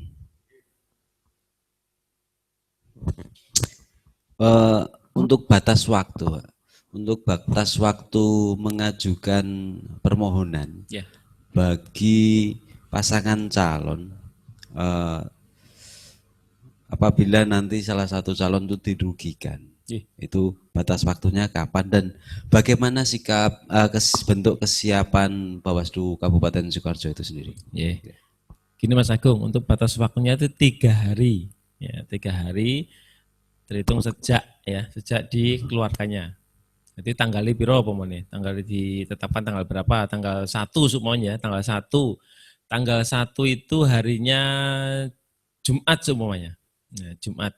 Di 3 hari kerja. 3 hari kerja. Jadi ada perbedaan. Nanti itu bisa dilaporkan atau dimohonkan ke Bawaslu Kabupaten itu 3 hari kerja sejak dikeluarkannya tanggalnya. Tanggal 1 itu dikeluarkannya tanggal 1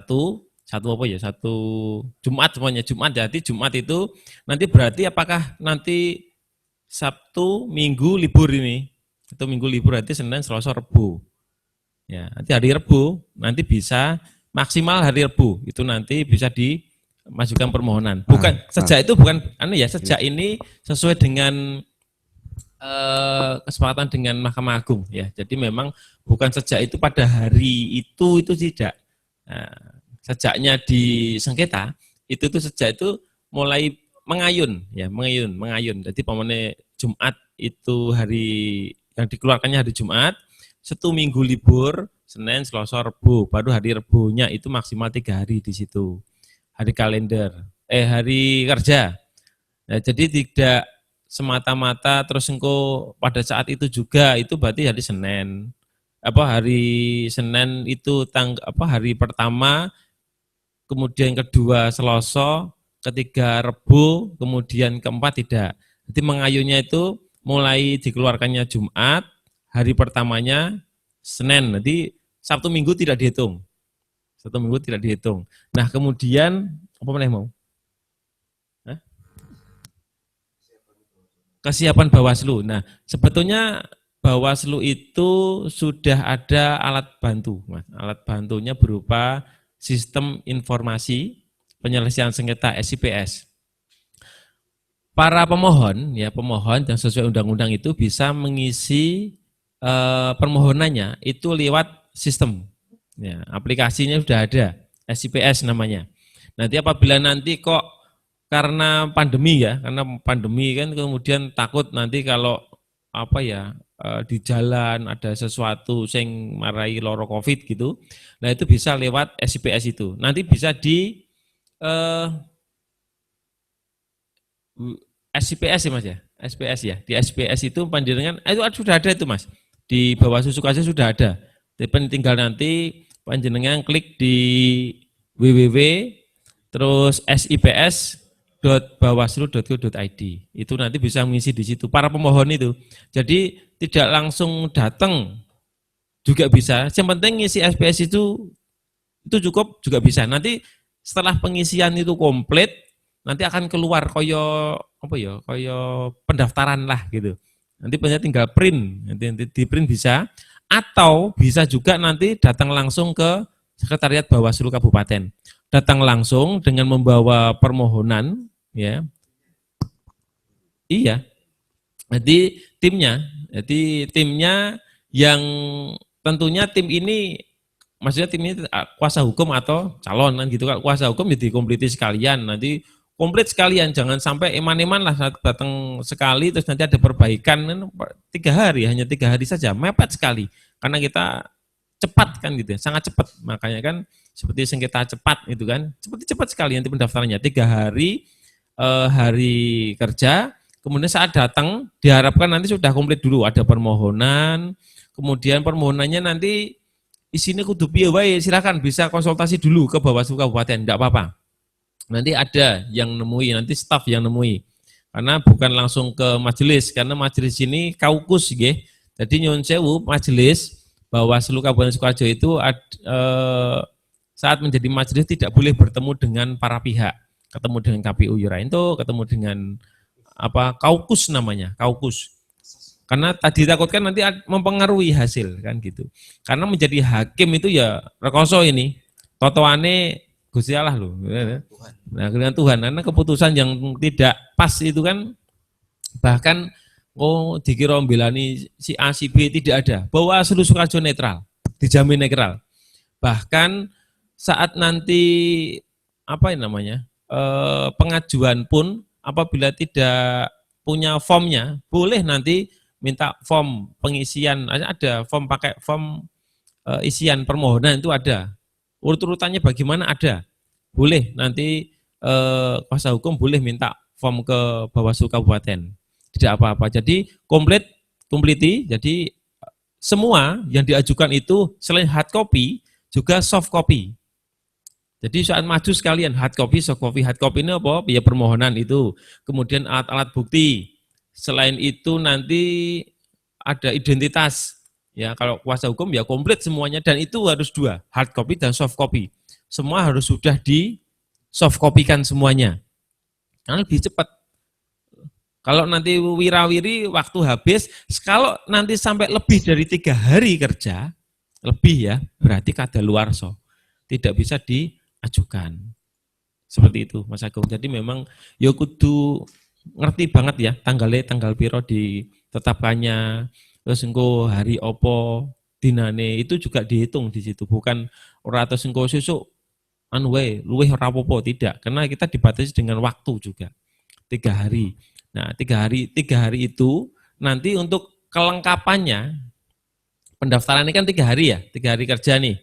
Terus nanti untuk melengkapi juga 3 hari lagi. Jadi ora terus engko kan pendaftarannya masih umpamane suratnya dikeluarkannya Jumat, tanggalnya juga Jumat, terus Senin, Selasa, Rebu. Nah, hari Rebu itu terakhir daftar, mungkin kurang, masih ada waktu untuk melengkapi 3 hari. Jadi 3 hari ini 3 hari kerja sama, 3 hari kerja. Jangan sampai lebih dari itu. Kalau lebih dari itu ya kadaluwarsa, tidak bisa diajukan. Dan bahkan nun sewu, kalau nanti saat dikatakan komplit, diregister gitu ya, itu nanti akan ada namanya sidang tertutup terbuka, sudah dijelaskan di situ. Nah, disinilah perbedaannya nanti di dalam sengketa ini, itu akan ada namanya musyawarah terbuka yang sama persis seperti persidangan pada umumnya. Jadi ada majelisnya, kemudian ada pemohon, termohon, ada penontonnya juga ada. Kalau nanti ada kuasa hukum, itu harus dengan tadi, komplit dengan bas itu tadi. Dan itu nanti akan bisa dilaksanakan dengan live gitu ya. Hal-hal seperti itu yang mungkin baru. Maka ini ya mungkin kesempatan bagi teman-teman advokat nanti ini untuk segera mengompliti berita acara sumpah sama KTA-nya kalau mau nanti beracara, dan silakan nanti berhubungan dengan pasangan calon nanti ya. Seperti itu, monggo. Oke, sebelum ke pertanyaan, mungkin saya ingin menanyakan lagi terkait masalah sengketa, Pak Eko. Apabila nantinya baik termohon maupun pemohon tidak dapat menerima, apakah ada upaya hukum lagi setelah di Bawaslu? Oke, ada.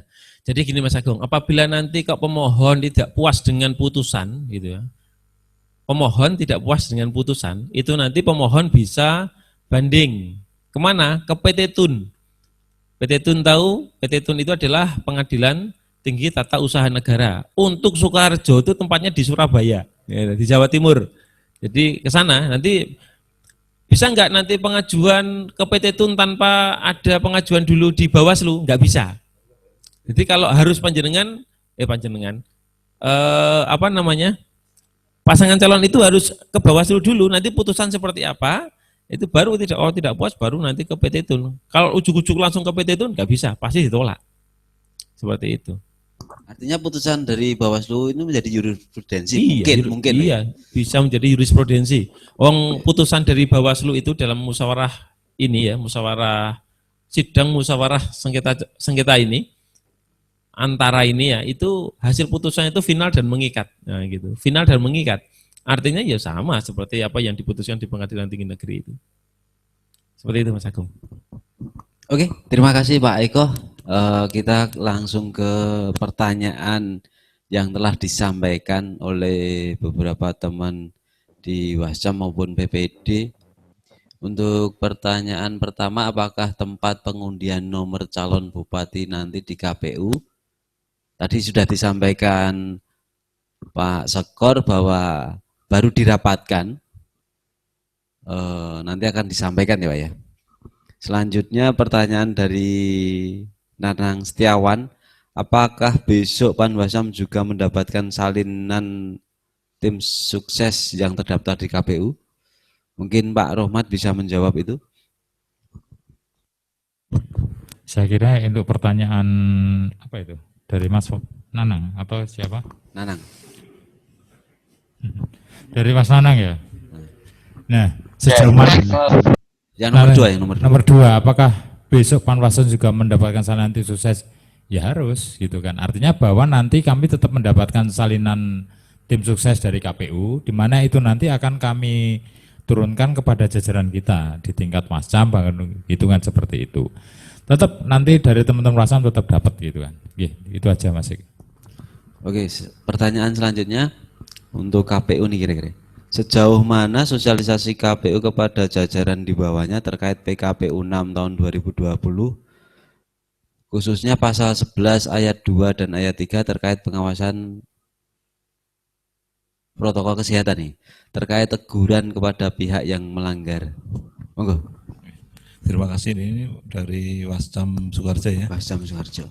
Pada hari ini jam yang sama, tim sosialisasi KPU Sukoharjo melakukan sosialisasi terkait PKPU 6 maupun PKPU 10 tahun 2020. Jadi di situ eh, disosialisasikan bukan saja hanya pasal 11, namun semua yang berkaitan dengan pelaksanaan tahapan-tahapan pemilihan umum, pemilihan Bupati dan Wakil Bupati Sukoharjo terkait protokol penanganan bencana non alam ya, dalam hal ini COVID-19. Dan saat ini kawan-kawan kalau mau mengikuti acara tersebut bisa mengikuti link Zoom meeting KPU. Tapi saya lupa alamat Zoom-nya. Jadi bisa bertanya ke PPK Kecamatan Sukoharjo. Jadi kalau mau mengikuti sosialisasi PKPU 6 maupun PKPU 10 silahkan bergabung ke Zoom meeting yang diadakan KPU pada siang hari ini jam yang sama. Terima kasih. Oke. Satu lagi, Pak. Apakah setelah penetapan pasangan calon untuk pengawasan kampanye dan instruksi dari KPU kepada PPK dan PPS untuk turut serta pelaksanaan kampanye yang terjadi di desa atau di kecamatan? Jadi kalau tahapan kampanye ini belum sampai ya. Jadi baru mau dimulai tanggal 26 itu pun masih kampanye damai. Jadi mungkin baru tanggal 27 efektif jadwal kampanye. Kalau dilihat dari struktur tim kampanye yang diserahkan di KPU saat pendaftaran itu sampai tingkat kecamatan, namun demikian ada permintaan KPU untuk tim kampanye sampai tingkat desa. Artinya nanti kawan-kawan pengawas PPD, PPK, Panwascam itu mempunyai jam untuk memantau kampanye yang dilakukan Bapak pasangan calon. Demikian. Ini kok malah nyampe kampanye. Menyambung dari yang disampaikan tadi, Pak. Sampai saat ini, apakah terkait kampanye, apakah masih PKPU yang lama atau ada yang baru? Informasinya bagaimana? Sampai saat ini yang kami tunggu untuk kampanye, saya yakin ada PKPU perubahan. Namun demikian belum terbit juga. Jadi kami sementara menggunakan PKPU 417 itu ya. Demikian. Oke, terima kasih. Saya ingin ke Pak Rohmat. Pak Rohmat, dalam tahapan pencalonan ini, khususnya Pak Rohmat yang membidangi penanganan pelanggaran, yang menjadi perhatian khusus dalam pelaksanaan tahapan pencalonan ini untuk di Bawaslu Kabupaten Sukoharjo seperti apa? Terima kasih Mas Agung atas pertanyaannya. Tentu saja kita juga menjadi perhatian khusus terutama di masa pandemi ini, walaupun itu bukan berarti kita mengabaikan potensi-potensi yang lain ya, tetapi di Pilkada tahun 2020 itu memang ada sesuatu yang spesial, terutama karena adanya pandemi COVID-19 ini. Seandainya kita ambil contoh sebenarnya pada saat pendaftaran kemarin, seandainya itu terjadi bukan pada saat pandemi, mungkin apa yang terjadi kalau saya mengistilahkan tetap pakai ring ya Mas Sakbani, minta izin, itu saya kira bukan menjadi masalah gitu kan. Tetapi karena ini pandemi, maka menjadi masalah dengan kerumunan karena melanggar protap itu. Nah, tentu saja di sini pada waktu pencalonan, kalau mengevaluasi apa yang terjadi pada saat pendaftaran, tetap fokus kita salah satu yang utama adalah terkait dengan penerapan protap kesehatan COVID-19 itu. Nah, bagaimana kita mengantisipasi, kan? Bagaimana kita juga mengawasi terkait dengan pelaksanaan protap itu, kan? Tentu saja pelanggaran terhadap protap itu kalau dikatakan pelanggaran, masuk pelanggaran terutama terhadap administrasi. Tetapi yang jadi masalah kemudian adalah jika itu dilaksanakan di dalam TKP itu menjadi pengawasan dari kita, dari Bawaslu terkait dengan pengaduan. Tetapi jika itu ternyata terjadi di luar, maka itu sudah bukan menjadi kewenangan dari Bawaslu terkait dengan penegakan aturan kan di situ kan. Nah disitulah mungkin kami meminta kepada KPU Kabupaten Sukoharjo terkait dengan protap kesehatan untuk berkoordinasi dengan pihak-pihak Gakum yang lain sehingga kejadian pada saat pendaftaran kemarin itu tidak terjadi lagi di masa penetapan dan juga pengundian nomor urut. Itu mungkin yang bisa saya sampaikan. Oke, terima kasih Pak Rohmat. lagi-lagi terkait masalah pandemi cukup menjadi perhatian bagi semua pihak. Namun tentu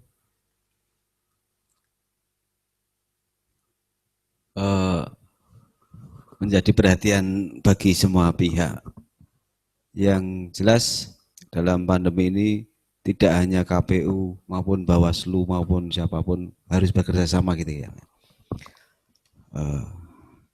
Kita kembali ke pertanyaan untuk dari yang telah terhubung di Zoom, yang dari Panwas Mendosari, dari Pak Tribudianto. Bagaimana langkah KPU Sukoharjo untuk meminimalisir pergerakan massa pendukung pada saat pengundian nomor urut besok, Pak? Monggo. Terima kasih Mas Agung. Pertanyaan dari Mas Tribudianto. Jadi untuk tahapan penetapan yang dilakukan tanggal 23 itu hanya setelah penetapan, hasil penetapan diserahkan, KPU hanya mengundang bakal pasangan calon, pengurus atau pimpinan partai politik saja. Itu saja. Kemudian untuk pengambilan nomor urut seperti hari sebelumnya, yang diundang hanya bakal pasangan calon, pimpinan partai politik, dan narahubung, itu saja yang diundang. Jadi masalah pergerakan massa, saya pikir itu nanti bukan wewenang KPU lagi ya. Jadi karena massa bukan bagian dari undangan yang dilakukan KPU pada saat pengambilan nomor urut. Kalau pengen melihat hasil pengundian nomor urut, bisa melakukan akses ke kanal YouTube KPU. Jadi nanti akan disiarkan langsung.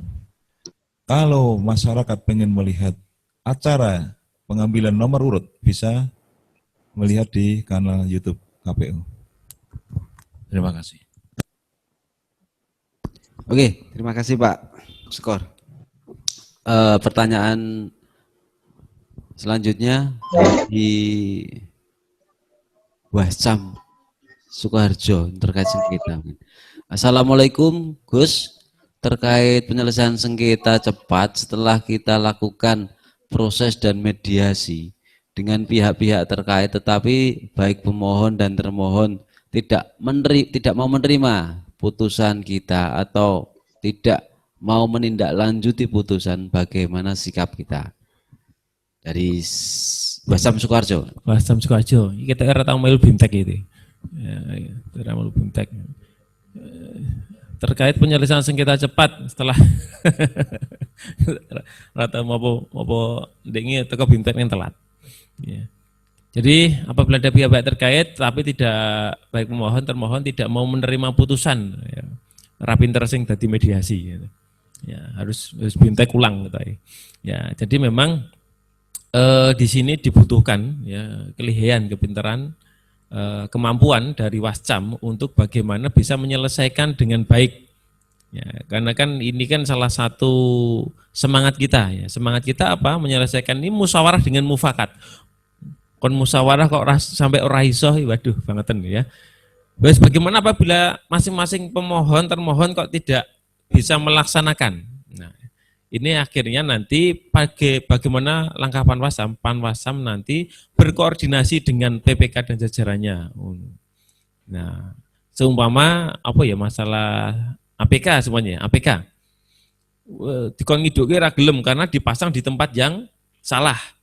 Kalau di tempat yang salah artinya bagaimana? Bagaimana Panwasam nanti sesuai dengan PKPU 6 itu kan nanti berkoordinasi dengan PPK, ya PPK. Kemudian kok PPK kok kita ora sanggup atau mungkin orang mampu atau dan sebagainya, itu nanti kalau disesuaikan dengan ya disesuaikan karena di tempat yang salah, disesuaikan dengan aturan yang ada. Di Sukoharjo ada namanya Perbup 55 2018 bahwa kewenangan masalah kewenangan untuk membersihkan APK ini berada di Satpol PP. Nah, Satpol PP berkoordinasi dengan Bawaslu. Nah, itu nanti dari Panwasam membuat nanti ya. Jadi seperti membuat laporan hasil pengawasan bahwa masing-masing pemohon termohon itu tidak bersedia melakukan atau tidak bersedia melakukan sesuai dengan putusan. Nah, seperti itu. Hal itu nanti disampaikan kepada Bawaslu Kabupaten. Nah, gitu nggih. Panwasam banyak belajar itu panwasamnya agar itu lebih pintar bagaimana cara mengatasi wong itu semangatnya musyawarah sengketa cepat gitu. Apabila tidak sampai mencapai mufakat. Nah, itu banyak belajar ini, banyak belajar. Enggak apa-apa, suatu saat mendatangkan saya lagi, saya ajari, saya siap gitu ya. Saya ajari sampai pinter gitu. Matur nuwun, Mas Agung. Oke, terima kasih.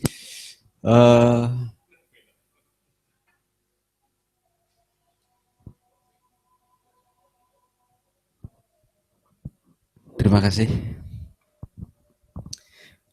Sahabat Bawaslu, baik PPK, KPP, PPD, PPK, tak terasa waktu sudah di penghujung acara. Namun sebelum kita akhiri obrolan ini, mohon Bapak narasumber untuk memberikan closing statement. Mungkin bisa diawali dari Pak Eko, monggo silakan. Matur nuwun Mas Agung. Sahabat Bawaslu, teman-teman dari PPK, PPS, dan penyelenggara yang lain, marilah Sukoharjo ini kan istilahnya punya hajat besar yaitu Pilbub, ya pilihan bupati wakil bupati. Seperti orang duwe gawe, seperti orang punya hajat, bahwa nantinya orang punya hajat itu akan mengeluarkan hidangan-hidangan. Ono sop, ono es, ono makan apa kuwi sing ono empale itu biasanya gitu kan. Itu masalah selera itu memang berbeda-beda. Bagaimana kita bisa menyelenggarakan dengan baik, kita laksanakan tugas kita masing-masing. Sing jadi sinoman ya harus menjadi sinoman, ya yang menjadi atur pambagio harjo ya harus menjadi atur pambagio harjo. Tetapi itu semua ada aturannya, ada aturan main. Dan diharapkan dengan aturan main itu semua pelaksanaan pilkada ini dilaksanakan dengan sebaik-baiknya sesuai dengan peraturan dan undang-undang yang berlaku. Untuk sengketa sendiri diharapkan dalam sengketa ini teman-teman nantinya di Wascam, teman-teman sahabat-sahabat di PPK, bagaimana bisa melaksanakan tugas-tugas dengan baik dengan saling berkoordinasi. Dan perlu diingat bahwa tujuan utama dari pemilu itu adalah akan menghasilkan pemilu yang baik, bermartabat, dan berintegritas. Mungkin itu dari Mas Agung, monggo. Mungkin dilanjut Pak Rohman. Oke, terima kasih Mas Agung terkait dengan kegiatan pada sore hari ini yang pasti bahwa pilkada tahun 2020 ini adalah pilkada yang mungkin tidak akan terjadi lagi dalam 100 tahun ke depan. Kalau orang mengatakan bahwa ini siklus 1 abad kan seperti mengatakan seperti itu. Jadi kalau dikatakan kita agak kesulitan karena memang belum pernah ada kejadian seperti ini sebelumnya. Tetapi paling tidak kita pernah merasakan hal semacam ini. Itu hikmah buat kita yang kita pelajari. Dan yang pasti juga bahwa kalau kita bicara masalah pemilihan, kita bicara masalah penyelenggara, tentu kita harus berkaitan juga dengan masalah integritas. Yang pasti bahwa selama ini integritas selalu disebut-sebutkan hanya kepada penyelenggara pilkada. Dalam hal ini bisa ke KPU, bisa ke Bawaslu. Tetapi yang harus kita pertanyakan kembali adalah bagaimana dengan integritas dari peserta pemilihan dan juga para tim kampanyenya. Karena itu kami harapkan bahwa integritas ini juga melekat kepada semua stakeholder atau semua yang terlibat dalam pilkada tahun 2020 ini. Baik itu peserta, baik itu penyelenggara maupun para pemilih. Terkait dengan COVID ini kita tidak bisa hanya berjalan dari satu lembaga saja, misalnya dalam ini gugus tugas, kemudian hanya KPU saja, atau hanya Bawaslu saja, tidak bisa. Tetapi bagaimana kita saling bersinergi, kita saling bekerja sama untuk melawan adanya COVID-19 ini, dengan melaksanakan protap COVID-19 yang sudah diatur dalam oleh gugus tugas COVID-19 itu. Sehingga dalam pelaksanaan pilkada nanti dapat berlangsung dengan baik, dengan sukses, tanpa ekses, dan juga bermartabat dan berkualitas, dan yang pasti bahwa pilkada nanti tidak akan menimbulkan klaster baru dari COVID-19. Mungkin itu sedikit yang bisa saya sampaikan, Mas Agung. Terima kasih. Monggo closing statement dari KPU. Terima kasih. Tahapan pemilihan sudah berjalan, sampai saat ini sudah tahap menuju penetapan, artinya sudah definitif calonnya. Kawan-kawan di tingkat ad hoc, Panwascam, PPK, PPS, PPD, PPK, saya harap untuk tetap independen, berintegritas, mengingat Sukoharjo ini milik kita semua, jadi tidak usah ikut-ikutan baik nyata maupun tidak nyata untuk mendiskreditkan salah satu atau black campaign atau yang menyudutkan baik itu paslon yang akan berkontestasi.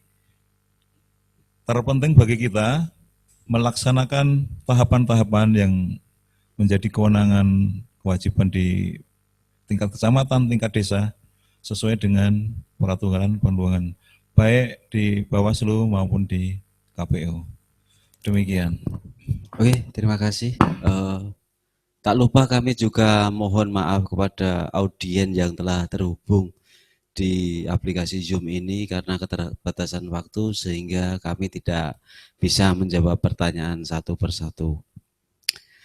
Tak lupa kami juga mengucapkan terima kasih kepada narasumber kita Pak Sakbani Eko Raharjo, Pak Rohmat Basuki dan Pak Eko Budianto terkait penjelasan mengenai pencalonan penanganan pelanggaran sengketa dan pada tahapan pencalonan. Saya Agung Srianto, mohon undur diri. Sampai bertemu kembali pada program-program Bawaslu Sukoharjo selanjutnya. Salam awas bersama rakyat, awasi pemilu bersama Bawaslu, tegakkan keadilan. Dan jangan lupa terapkan protokol kesehatan. Sampai jumpa. Assalamualaikum warahmatullahi wabarakatuh.